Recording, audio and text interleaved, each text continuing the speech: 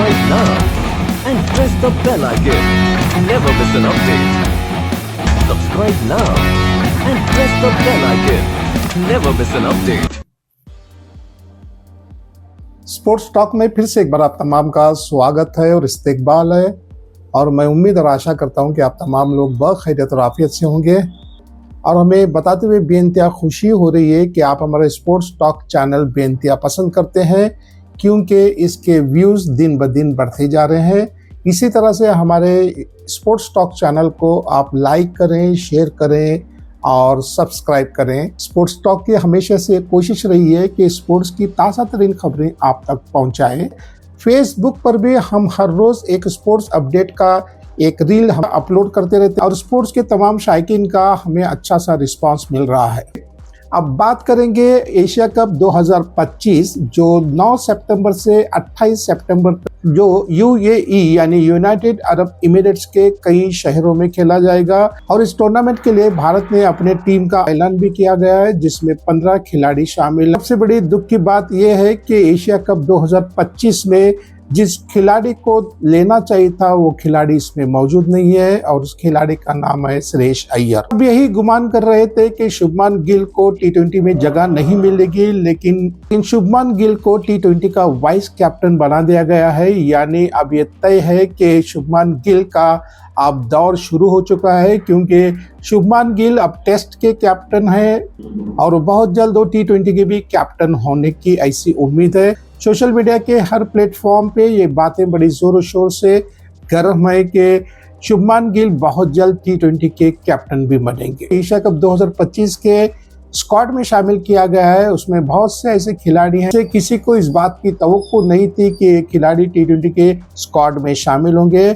और ऐसे बहुत से खिलाड़ी थे जो इस टी20 के स्क्वाड में शामिल नहीं है। और सबसे हैरान करने वाली बात है यशस्वी जायसवाल, जिनका एवरेज शुभमान गिल से बेइंतहा बेहतर है। यशस्वी जायसवाल को शामिल नहीं किया गया और इससे कई बेहतरीन खिलाड़ी भी उन्हें रिजर्व के तौर पर रखा गया। उसमें है वाशिंगटन सुंदर, जिन्होंने हाल ही में खेले गए इंग्लैंड के खिलाफ टेस्ट सीरीज में अपने खेल का बल्ले से और अपनी गेंदबाजी से बेहतरीन प्रदर्शन करने के बाद बेहतरीन परफॉर्मेंस देने के बावजूद भी उसे टी20 के स्क्वाड में शामिल नहीं किया गया। कौन सी रीजन है कि श्रेयस अय्यर जैसे खिलाड़ी को, जिन्होंने हाल ही में आईपीएल में भी अपना बेहतरीन खेल का मुजाहिरा किया था और डोमेस्टिक क्रिकेट की अगर बात की जाए तो वहां भी उनका रिकॉर्ड बहुत अच्छा है, इसके बावजूद भी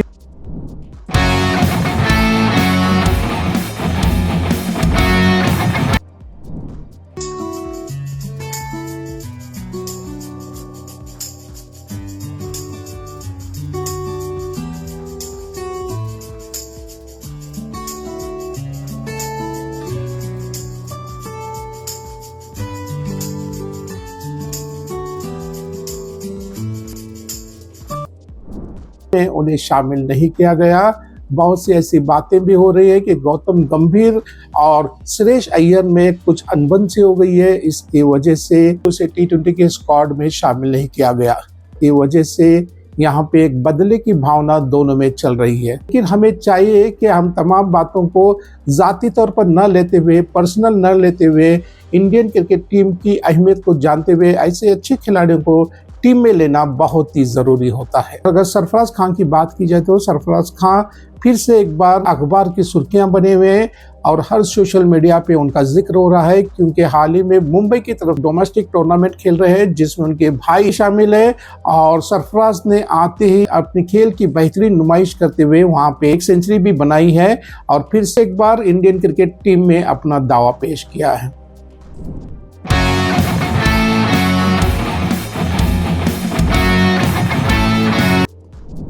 फिर से एक बार चलते हैं एशिया कप 2025 के स्क्वाड के बारे में, जहां पे बुमराह को जगह दी गई है और मोहम्मद सिराज को आराम दिया गया है।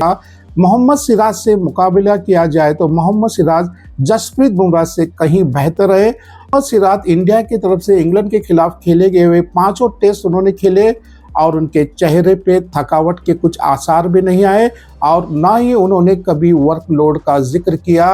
मोहम्मद सिराज का कहना यह है कि वर्कलोड का जिक्र करना एक बहाना है, असल में एक प्लेयर को हमेशा से तैयार रहना चाहिए और अपनी जी जान से मुल्क की खिदमत करना चाहिए, अपनी टीम के लिए खिदमत करना चाहिए। और मोहम्मद सिराज ने वही कर दिखाया और उन्होंने लगातार 5वें टेस्ट में कभी भी किसी बात की शिकायत न करते हुए उसी रफ्तार से जो उनके पहले दिन से थी, आखिरी टेस्ट के आखिरी दिन तक उन्होंने उसी रफ्तार से गेंदबाजी की और इंग्लैंड की सीरीज को 2-2 से ड्रॉ करने में उनका बहुत बड़ा हाथ है, जिसकी वजह से आज वो खबरों की दुनिया के बादशाह बने हुए हैं। जब भी कोई खिलाड़ी अपने देश के लिए खेलना चाहता है तो पूरी तरह से अपने आप को बेहतर तौर पर पेश करने की कोशिश करे और किसी किस्म की शिकायत ना करे। सियासत तो हर जगह होती है, लेकिन सियासत का ये मतलब नहीं होता कि अपने पर्सनल ग्रजेस, अपने जाती इख्तिलाफत का इस्तेमाल करते हुए एक अच्छे खिलाड़ी को टीम से बाहर रखना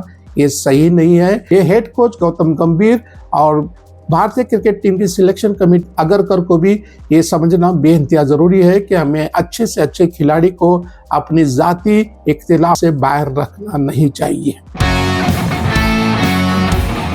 इसी तरह से एशिया कप 2025 के स्क्वाड का ऐलान पाकिस्तान ने भी अपने 15 खिलाड़ियों का किया है और सबसे चौंका देने वाली बात यह है कि इसमें बाबर आजम और मोहम्मद रिजवान को इस स्क्वाड से ड्रॉप किया गया है। मोहम्मद रिजवान जो एक बेहतरीन खिलाड़ी है, इसके साथ साथ बाबर आजम भी एक बेहतरीन खिलाड़ी होने के बावजूद वो 2 साल से ऐसा कोई कारनामा, ऐसा कोई परफॉर्मेंस नहीं दिए और ना ही उन्होंने कोई सेंचुरी बनाई, जिसकी वजह से पाकिस्तान के तमाम क्रिकेट के शायकीन इन दोनों खिलाड़ियों से बेइंतहा नाराज थे। हाल ही में हुए वेस्ट इंडीज और पाकिस्तान के दरमियान ओडीआई सीरीज में पाकिस्तान को वेस्ट इंडीज ने 200 रन से ज्यादा शिकस्त देकर एक तहलका मचा दिया है। वेस्ट इंडीज की क्रिकेट टीम फिर से एक बार अपने वजूद को उभारने की कोशिश कर रही है, फिर से एक रिवाइवल हो रहा है वेस्ट इंडीज के क्रिकेट टीम में और वेस्ट इंडीज की क्रिकेट टीम ने 34 साल के बाद पाकिस्तान को 200 से ज्यादा रन से शिकस्त देकर एक नया कारनामा, एक नया कीर्तिमान कायम किया है, जिसकी वजह से पाकिस्तान के ओडीआई टीम के हौसले पस्त हो गए हैं। पाकिस्तान के क्रिकेट टीम की बड़ी जोरदार से तनकीद कर रही है और जब पाकिस्तान की टीम वेस्ट इंडीज का दौरा खत्म करके एयरपोर्ट पे पहुंची तो उनके साथ बहुत ही बुरा सलूक किया गया। बाबर आजम को एशिया कप 2025 के स्क्वाड से जब ड्रॉप किया गया तो बहुत से ऐसे सोशल मीडिया पे पोस्ट वायरल होना शुरू हो गए कि बाबर आजम T20 से रिटायरमेंट ले चुके हैं। आजम T20 के फॉर्मेट से अब रिटायरमेंट लेना चाहते हैं और ये बात कहां तक सच है, लेकिन बाबर आजम ने इस बात की तस्दीक की है कि मैं T20 के फॉर्मेट से रिटायरमेंट ले रहा हूं। तमाम नेक ख्वाहिशात T20 के टीम के साथ है। स्पोर्ट्स टॉक की हमेशा कोशिश रही है कि जल्द से जल्द और बेहतर से बेहतर क्रिकेट की खबरें आप तक पहुंचाए और हमें उम्मीद है कि हमारे स्पोर्ट्स टॉक चैनल आपको पसंद आ रहा होगा। आप बराए करम इसे शेयर करें, लाइक करें और सब्सक्राइब करें। फिर से एक बार मिलते हैं स्पोर्ट्स की ताज़ा तरीन खबरों के साथ, तब तक हमें इजाज़त दीजिए। खुदा हाफिज़।